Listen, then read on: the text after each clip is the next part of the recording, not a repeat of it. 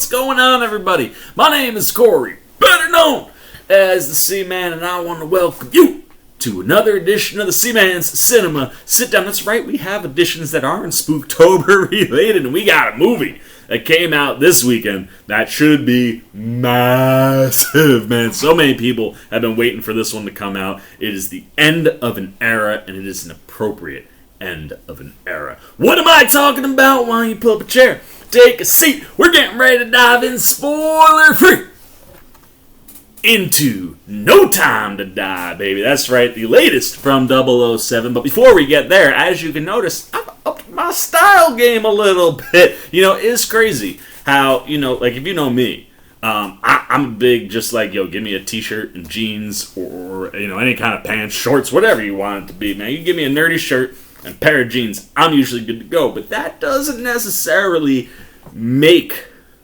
for an appropriate attire anywhere that I go. So to up my game, me and SalvatoreFranco.com have teamed up to give you guys 25% off of some of their latest. It's crazy what just a simple jacket can do, man. This real stylish windbreaker track jacket from them has a really dope interior print too. Just like totally classes up my style. And if you head over to SalvatoreFranco.com, maybe you other nerdy guys out there like myself, you like to just rock your graphic tees and go about your day, but every once in a while you need to class it up a bit. Well, hey, keep your regular nerdy style going. Throw on a jacket from SalvatoreFranco.com, and I promise you, it will class up your game. I got this, track jacket from them. That's fantastic. I also have a hoodie. I've got another jean jacket from them with some fur. If you pay attention to my social media, you're going to start seeing pictures from them because they reached out, wanted to kind of team up, and I wasn't sure.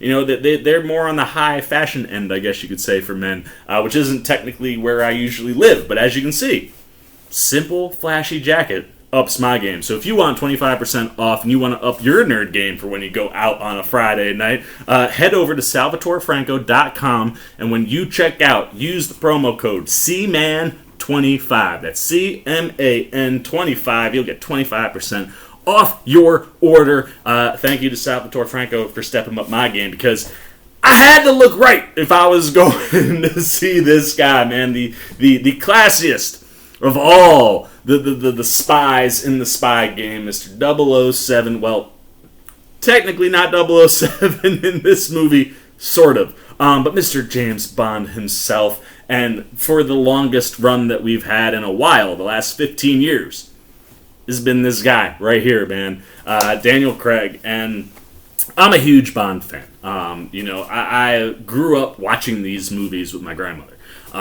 Anytime we would get together, if she and my grandpa were watching me, if 007 was on, the three of us were watching that. And as I got older and was able to go to the movies, I would always take my grandparents to go see Bond. And then when my grandfather passed years back, that was me and my grandma's thing, man. We would go see Bond together. And it's been a while since the last two movies we were unable to do that. She lives out in Kansas now. But Bond's always had a special place in my heart, and every Bond has, And for me, it's always been Sean Connery. I mean, he's the GOAT. He's the original. But I'm not going to lie to you. That was easier to say after Spectre. Following No Time to Die, Daniel Craig is really making me contemplate whether or not he should be my favorite Bond of all time. And there's lots of things that play into that. Please, James Bond fans, don't come down on me. But, this is the first Bond that I got to watch start to finish. Pierce was just kind of starting when I got in. I think he had one, maybe two movies. And that was one of those, Craig's been my guy. I remember distinctly where I was for every single one of his movies. And being in the modern era, this is not a fault to any of the Bonds that have come before, but just being in the modern era of film, you can do so much more from an action perspective, where it's really hard to touch some of his top movies, and those, of course, are Casino Royale and Skyfall. And what I have noticed with the Bond series under Daniel Craig is it seems to be every other. I don't think that any of them are flat out bad. Being a Bond fan, there's plenty to enjoy in all of them, but certainly Quantum of Solace and Spectre were dips following Casino Royale and Skyfall, and following that trend, and knowing that for sure this time, this was going to be the last time Daniel Craig stepped onto the stage and entered our hearts through the big screen as 007, I just in my gut, I was like, this one's got to hit. It has to hit. And let me tell you, Bond fans, the ending might be a little divisive. There are definitely got to be some fans who end on the wrong side, but for my money's worth, this was the perfect send-off to Daniel Craig's James Bond, and this was a far more worthy final entry than Spectre. This movie just did it for me. I was locked and loaded the minute I sat in my seat, and it never lost me. I was just locked in, attention gripped, and I know that this is almost a 3-hour movie. For me, I've heard other people say otherwise, so take it with a grain of salt, man. Everybody's different in the theater, but I was so invested in this story and the arc that you saw building for Bond in this one that it did not feel that long of a movie. And like I said, the action is mind-blowing. This might be the best action that we have gotten from Daniel Craig since Casino Royale or Skyfall. Those are my two favorite in the action territory. I think Casino Royale is a little bit better, but Skyfall, psychologically, what a phenomenal movie. And this is a decent combination of both. I'm not gonna lie. If there's one thing that I'm gonna knock this movie on, it's gonna be Rami Malek's Safin. And it's not Malek's fault. I think Malek does the best he can with what's given to him. But the character is very one-note-ish. Like, just the approach to the character, Malek crushes it, but it's like, when you have someone with his talent, I feel like you could have done a lot more with Safin than they did, and I thought you could have tapped into that psychological aspect the way you did in Skyfall with Javier Bardem that you didn't quite go to here.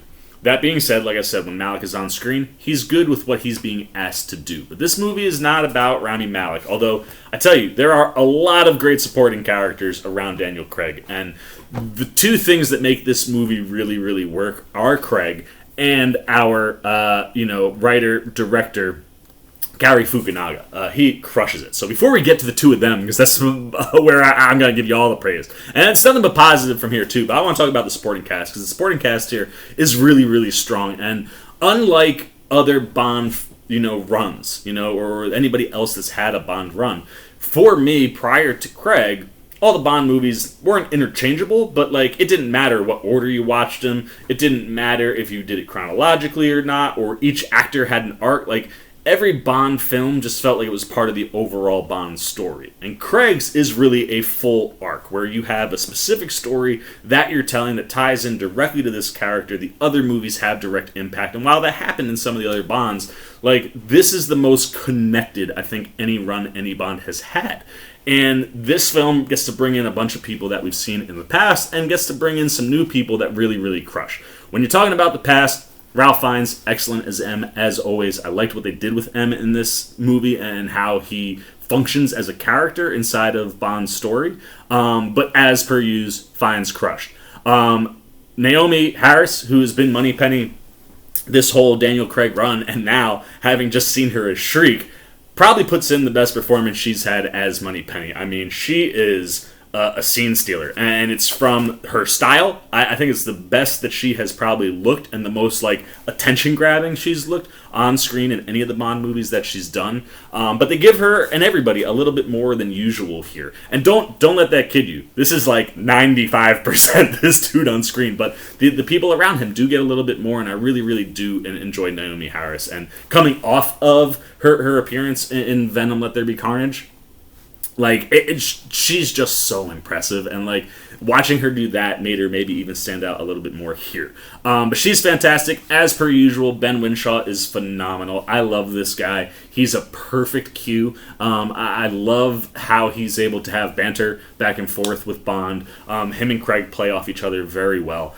and how they use him and what they utilize him for, and where he hits in key moments during the movie, just perfect from Ben Whishaw. From, again, more people that have come back from our past, Rory Kinnear is in here playing, Agent Tanner once again. He gets way more than we've ever seen him have previously, and he's fun. Anytime he pops in here and there. I enjoyed any time that he was on screen. Big shout out to my dude, the Watcher, Jeffrey Wright, who's pretty soon about to be Commissioner Gordon. He's having himself a real nice run. But coming back here as Felix Leiter, this is probably the best stuff we've gotten from Felix. It certainly felt like the relationship that him and Bond have built over this stretch in the couple movies where he's appeared really seems like it's taken full form here. And the stretch that we get with Wright and Craig is just wonderful. And there's never a time where this dude isn't a phenomenal actor. Then you also, of course, have Christoph Waltz back here. And my biggest thing with Spectre, besides, there's lots of things to get into about Spectre, but one of the things that was most disappointing was the usage of Christoph Waltz. Here's a guy who's one of the best villains anytime he steps on screen. I mean, the minute that he showed up in Inglourious Bastards, he set a precedent where it was like, if you're going to bring this guy in to be like a villain, this is where he can go. And I thought you could have gotten there with Blofeld, and I just didn't like the fact that he was in the shadows more often than not. And here, we get him one time. I guess 2 times, technically. There's one in particular in the prison that he's in. Better than anything we got in Spectre. I mean, his performance was phenomenal, and the electricity between him and Craig, it was like the thing you wanted in that Spectre movie that we got close to, and was like, if you would have built it a little bit differently, you could have hit there. This hits it. That scene is phenomenal, and the setup and where they are physically for that scene, really freaking cool stuff. But I thought easily Christoph Waltz trumped his performance in Spectre with what he gives us here in just, like I said, one single scene. He's so damn good. Then we've got, a handful of newbies. We've got Billie Magnussen here as Logan Ash, who is another one of the CIA agents. Again, pretty much with all of our supporting characters, we get brief stints with these guys. And what Magnussen brings and what he's asked to do fits the role quite well, and certainly, I think, performed just exactly what we needed him to do in that role. Not like super standout, but definitely did not sag and brought what he needed to bring.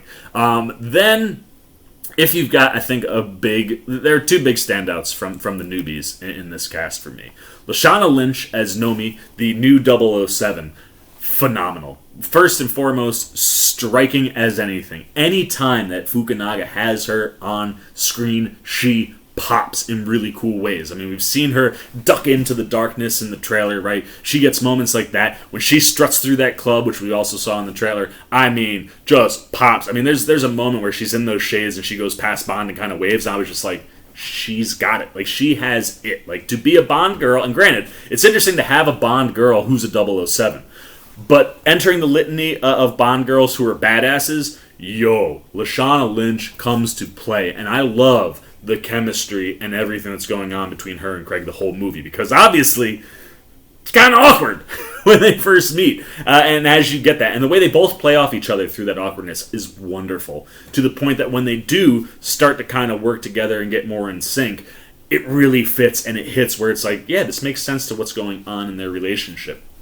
As I said, Malek is good, but I thought you could have just made the villain better, especially with someone with his caliber of acting. But for what he was asked to do, nailed what he was asked to do. Then for me, I would say if, like Daniel Craig is the given MVP. After Craig, the MVP of this movie for me is Ana de Armas. And you're going to have people tell you that she's underutilized in the movie. She's not. She's utilized perfectly in this film. It's just that we don't get nearly enough of her. Like, I was so satisfied with what we got, and her performance is so good, you wish that she was in the movie more, but I'm telling you, when you watch the movie through, forcing her in somewhere else just wouldn't have made sense. So for the stint that we get her, wow. I mean, one, we knew that there was chemistry between her and Craig coming off of Knives Out. And there was definitely a familiarity between the two when they're on screen. Like, you could tell these two have performed and worked together before, and I think there was a trust there between them that allowed de Armas to really step her game up and be like, let me go there, because I know for a fact I can wholeheartedly trust the guy that I'm playing off of.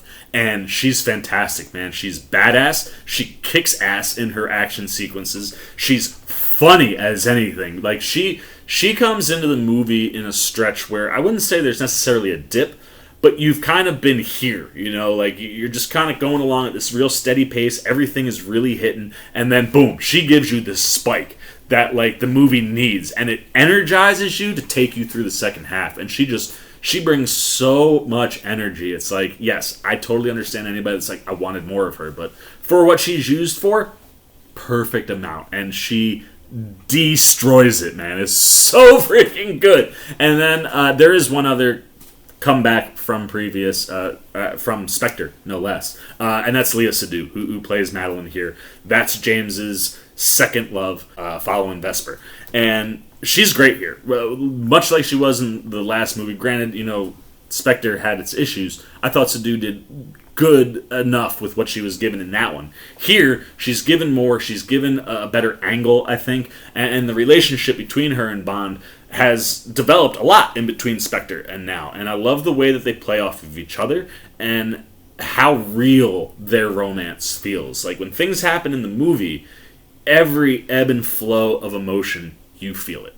But, like I said, supporting cast is tremendous. Story, I think, really is befitting to this Bond. Like, it fit what you wanted from Daniel Craig. And one of the things that I love that Fukunaga does here story-wise is he hits that classic Bond vibe. I mean, this is a real globe-hopping kind of a movie where we bounce all over the place. Every place we go is stunning, is interesting. You want to live in that moment. And it gives you all those classic vibes of a Bond film as he's trying to figure out what's happening. And the flow, the pacing, I think it's all excellent. And like I said, I think the story, where it goes specifically for Bond and where he is, like I said, this is a rarity where we have, like, these 5 movies over the course of 15 years that tell one continuous arc. And it's not like, it doesn't feel like these one-off stories. Like, they all interconnect to each other. And I think Fukunaga does a really good job of wrapping that stuff up in a way that is befitting to the world and the Bond that Craig has built. And when you get behind the camera with Cary Fukunaga, let me tell you, like, I know this guy maybe had some missteps following the first season of True Detective, which, again, was a spot where he showed you how talented he is behind the camera. This, about to put him back in play for anything major. I mean, Marvel or DC, big-time comic book places are probably going to be coming for Fukunaga. I hope wherever we go post Daniel Craig's Bond, I hope Fukunaga comes back because he understands the world and he understands what a Bond movie should look and feel like. And he does really, really interesting things, specifically early on. Like, the beginning of the movie, what he's doing behind the camera, like, really unique, really giving you his own sense of style. And then he seamlessly finds this way to kind of bring everything that he's doing back into that classic Bond vibe where it fits perfectly into the lineage, specifically of Craig's, but with any of the Bond movies. Like, he shows you that he knows the material, and then again, I think toward the end, kind of comes in with some stuff. But he had a couple moments in this one, man, where I was just like, wow. The moment of the movie for me involves, you kind of have like a special ops crew entering a building. And you have them come down this glass building and then, like, knock in a piece of the glass to get onto a floor. The way that Fukunaga shoots that moment, there are no words for when I see stuff that beautiful inside of an action movie. And I was just like, that is brilliant. And he does tons of that stuff. And that's what gives it, his sense of style. And you have these moments that are very, very clearly Fukunaga moments inside of a movie that feels very classically Bond. And as I mentioned at the top, this is maybe the best action that we've gotten from a Daniel Craig Bond movie, which means it's probably the best action that we've ever gotten in a Bond movie, period. The opening of this brought me back to moments of Casino Royale's open. Like, totally different. But the energy, the ferocity, the physicality that goes into the open in this one made me go, oh, dude, this is bringing me back to those Casino Royale vibes of, like, the type of physical specimen that this Bond is. And non-stop. I mean, the action across the whole movie is phenomenal. And the chase sequences, easily the best chase sequences I think we've had in a Bond film. I mean, there's at least 3, if not 4 of them throughout the movie. I mean, we get a phenomenal one at the open. There's a couple throughout. And the way that Fukunaga positions the camera, places he puts it, the way that he shoots it, like, really gives it a vibe that I haven't seen in a car chase in a while. And, like, they really popped. And then just anything that they're asking Craig to do, whether he's storming, the bad guy's lair, which, again, set and production design of this entire movie is phenomenal. Safin's lair is so freaking cool. But no matter where Bond is, man, if he's going head to head with guys like, we've seen clips from that tunnel sequence, where he just turns and shoots. You give him moments like that. Safin's, when he's infiltrating Safin's, compound, just different things that he gives you, whether it's hand to hand or with a gun. Like, it's just all flawless and it's spectacular. And front and center through everything that Fukunaga does is Daniel Craig. And this, for me, is probably the best performance he's had with Bond. I know that for some people, Craig has been tough to really fall in love with because he's been so back and forth on wanting to do this role and making it seem like it's about the money and didn't necessarily want to come back after Spectre. And then we got that video of him, thanking the crew at the end. And you could see there the emotion that he had and the connection that he has to this character. And for me, no matter what happened prior to this, he went into this movie going, I'm giving every single ounce of myself to this role, and I am fully committing, and I am delivering the best Bond movie that I can deliver. And like I said, I've only seen it once. I definitely got to see it some more before I can say it's better than Skyfall or Casino Royale. But the performance that Craig gives you, I think it's the best of his entire run. It really just pulls together everything he's learned over the last 15 years with this role, and he, like I said, just pours every ounce of himself into it. The commitment level, the commitment to the action. I mean, we know Daniel Craig ain't no spring chicken. And the amount of stuff, granted, you know that he has a stunt double, but the amount of stuff that's him in this movie, as a Bond fan, I'm like, if he didn't earn your respect and your adoration after this movie, like, you're just never gonna like him as Bond. But like, this felt like he knew that this was it, and the story that they give him is very befitting to the story that they've been telling over the last 15 years. And that's the cool thing with this version of Bond. Like, I remember, man, when Craig came in, and it was like, I was sitting there with my grandma and my grandpa, and we were like, who the hell is this blonde-haired, blue-eyed James Bond? Like, I had seen him in Layer Cake, but I was like, I can't see this dude being Bond. Like, it's not the right fit. But all three of us said, you got to give him a shot. You know what I mean? It's going to be a different Bond. We're seeing him, like, at the beginning of his career. He's not a seasoned vet. Maybe being a little bit more rugged and not that sophisticated look to him will work. And like I said, that opening of Casino Royale, I mean, it won all three of us over in the theater within the first 5 minutes. We were like, all right, so this guy, I think he might be able to be Bond. And he has carried that with him for the last 15 years. And in this movie, I think this is everything that we've wanted from him. Like, this is the polished version of Bond that we had known prior to Craig. And to watch him take the character from that unpolished, uncut stone and bring it to this diamond that he is by the end of his run, it's just been so enjoyable for me to watch personally. And like I said, I think he just is honing in on everything that he's ever taken away from this and really gives out his best performance as the character. And like I said, the ending is going to be divisive, I think, for some people. But for me, I think it's very befitting of this one story that they've been telling. We've never had that with Bond. And each of these movies bring different things into his life, into his character, and into the world that all culminate here in a way that is meaningful, that is profound. Like, it's something where you get to the end of this movie and you go, and you feel like it sucks that we don't get him anymore. You know what I mean? Like, we're gonna move to a new guy. And when you get to the end of the movie, you feel that emotion. And you feel that appreciation where you're just like, internally, like, thank you for everything that you have given us as James Bond, Daniel Craig. This was phenomenal. I absolutely adored this movie. Let's give it a freaking score. So let's get the Sea Maniacs up. There they are. As I said, I think you get the best action we've ever seen in a Bond movie here. It's close to those other Craig, toppers with Casino Royale and Skyfall. But I think I'm gonna say right now, even though it's most fresh, I think this is the best action we've gotten. Fukunaga does a phenomenal job staging his action sequences. The way that he shoots them, it's different. It brings a style to it, yet he also finds ways to hone into that classic Bond vibe that we want. And when you get into the middle of this movie, you sit there and you're like, yes, this is the Bond movie I wanted Daniel Craig to have to say goodbye with.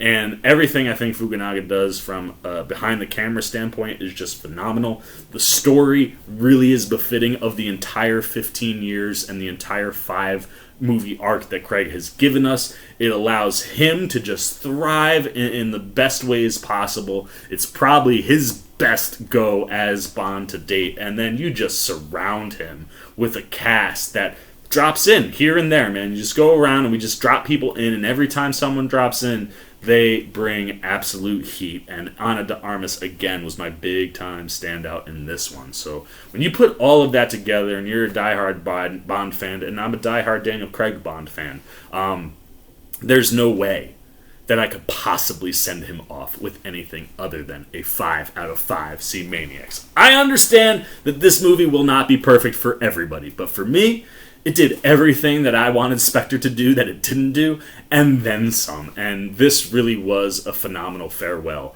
to Daniel Craig, and it's one that got me emotionally, man. Like, it's tough that we got, like, I'm excited to see someone new take on the role. It's always been the thing that's most appealing about Bond, but I don't know, man. This guy just means a lot to the Bond viewing I had, you know, specifically as like an adult, you know, where you can like remember things a lot more, like being able to go to the theater with my grandma and grandpa to see Bond. I didn't get that with any of the other ones, so you know, it got me, man. So there's no way that I wasn't given No Time to Die 5 out of 5 C Maniacs. Now I'm all emotional, trying not to weep in front of you guys.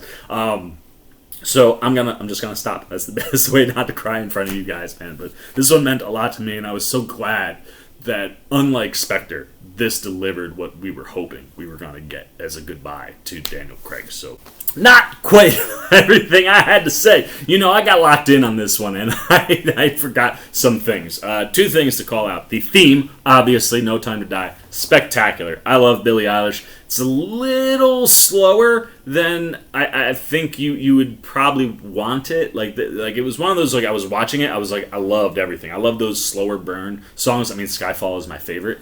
This is definitely in that zone. I love everything that Billie Eilish does. But it definitely did hit in a way where it was like, feels like more of an under the radar theme song, but Eilish crushes, totally fits perfectly with the movie. And then when you're talking music, the score to No Time to Die, Hans Zimmer, standing O, man. Like, this dude, I mean, look, he's one of the greatest to ever compose music, like, for movies ever. I mean, we all love Hans Zimmer. He's given us so many great things, but what he does here for Bond, like, to tap into that classic, you know, vibe and get those things that we need in a Bond score in there, but the way that he adapts it and utilizes it and uses it as a way to drive this movie, like, the score is definitely something that pushes this thing along, man. I mean, as much as Craig, as much as Fukunaga, as much as everybody that's involved is pushing this thing, the score hits the whole time. It's one of my favorite. Like, I just walked out, and I guess, again, it's fresh, but this is one of my favorite Hans Zimmer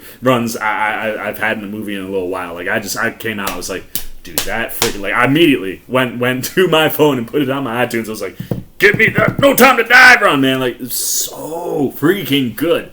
And with that, I'm sorry, Daniel Craig, I wanted you to be last, but now it's on Zimmer. So with that, now I have told you everything I've got, and now I want to know what you're thinking. And like I said, this is a movie I think that might split audiences, and not everybody is going to love this as much as I did. There are plenty of people that will love it as much as I did. So I'm very interested to see what you guys think. Where do you fall as a Bond fan in general? Where do you fall as far as being a Daniel Craig fan or not? And how did this movie play for you if you've seen it? Where does it land in the Daniel Craig movies? Where does it land for you in just Bond in general? What were the things that really popped? How did you think the action played? How do you think the story worked? What did you think of Craig's performance? What did you think of his supporting cast? You know, who was your big standout? Was it Ana de Armas? Was it Jeffrey Wright? Was it Léa Seydoux?